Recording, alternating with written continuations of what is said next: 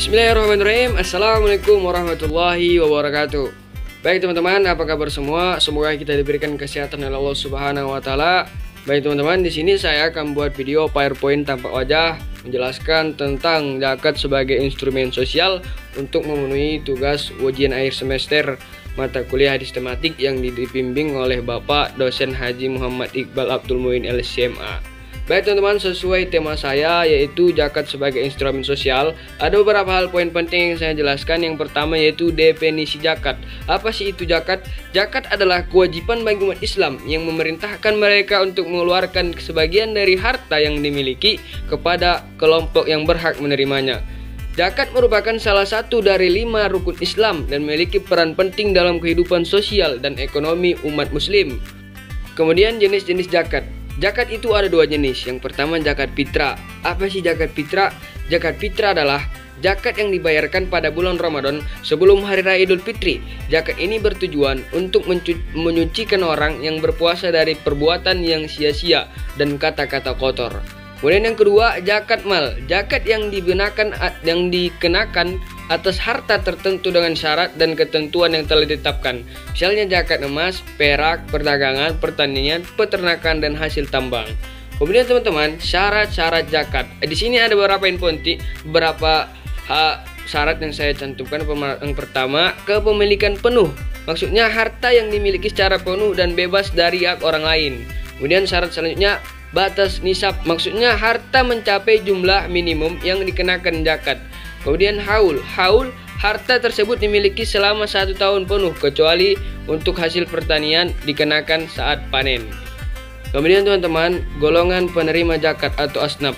Di sini ada 8 golongan yang berhak menerima zakat fitrah. Yang pertama fakir, orang yang hampir tidak memiliki apa-apa. Miskin, orang yang memiliki sedikit harta tapi tidak mencukupi kebutuhan hidupnya. Amil, orang yang bertugas mengumpulkan dan mendistribusikan zakat. Mu'alaf, orang yang baru masuk Islam dan memerlukan bantuan untuk menguatkan imannya. Riqab, hamba sahaya atau budak yang ingin memerdekakan dirinya. Ghorim, orang yang berhutang untuk kepentingan yang bukan maksiat dan tidak mampu membayar hutangnya. Fisabilillah, orang yang berjuang di jalan Allah seperti untuk dakwah atau pendidikan Islam. Kemudian terakhir, Ibnu Sabil, musafir yang kehabisan bekal dalam perjalanan. Kemudian teman-teman, fungsi sosial zakat. Yang pertama, mengurangi kemiskinan. Dengan menyalurkan zakat kepada fakir miskin, zakat membantu mengurangi kesenjangan ekonomi dan sosial. Kemudian pemberdayaan ekonomi. Zakat dapat digunakan untuk memberikan modal usaha kepada yang membutuhkan sehingga mereka dapat meningkatkan taraf hidupnya. Kemudian kesejahteraan umat. Zakat memastikan bahwa kekayaan tidak hanya berputar di kalangan orang kaya saja tetapi juga dirasakan oleh seluruh lapisan masyarakat. Kemudian stabilitas sosial. Dengan berkurangnya angka kemiskinan dan kesenjangan sosial, masyarakat menjadi lebih stabil dan harmonis. Fungsi sosial zakat. Kemudian teman-teman, contoh keberhasilan zakat sebagai instrumen sosial. Contohnya ada di pemberdayaan UMKM. Banyak program zakat yang memberikan bantuan modal kepada usaha mikro kecil dan menengah untuk mengembangkan usahanya. Kemudian beasiswa pendidikan. Pembiayaan pendidikan bagi anak-anak dari keluarga tidak mampu membantu mereka mendapatkan pendidikan yang layak. Kemudian program kesehatan, pembiayaan layanan kesehatan bagi masyarakat miskin termasuk pembangunan fasilitas kesehatan. Kemudian teman-teman, yang terakhir, tantangan dan solusi. Kurangnya kesadaran, inilah tantangan. Kemudian sosialnya, perlunya ada edukasi yang intensif untuk meningkatkan kesadaran umat Islam tentang kewajiban zakat. Kemudian manajemen zakat yang tidak optimal.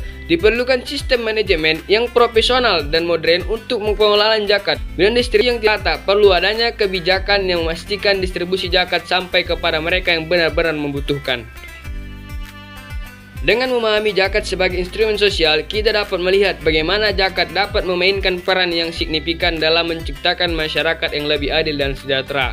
Mungkin teman-teman, itu penjelasan saya tentang zakat sebagai instrumen sosial.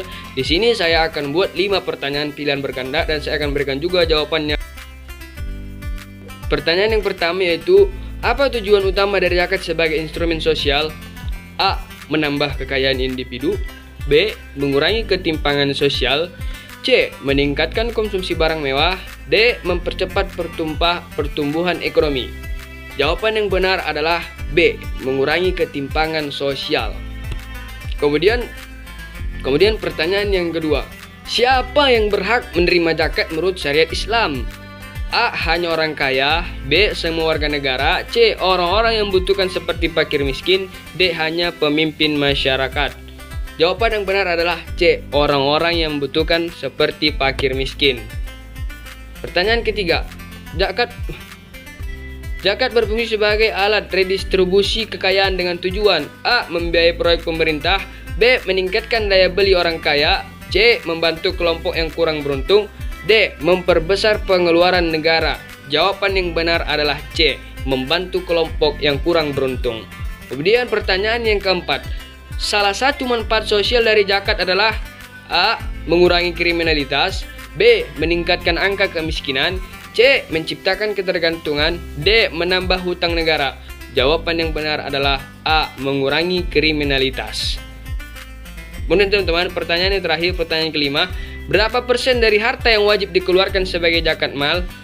A. 1%, B. 2,5%, C. 5%, D. 10%. Jawaban yang benar adalah 2,5%. Baik teman-teman, sekian video PowerPoint saya tampak wajah dengan tema zakat sebagai instrumen sosial. Semoga bermanfaat bagi kita semua. Buat teman-teman yang menonton channel ini, silahkan di like dan diberi kolom di komentar berapa nilai untuk penjelasan saya. Semoga bermanfaat. Assalamualaikum warahmatullahi wabarakatuh.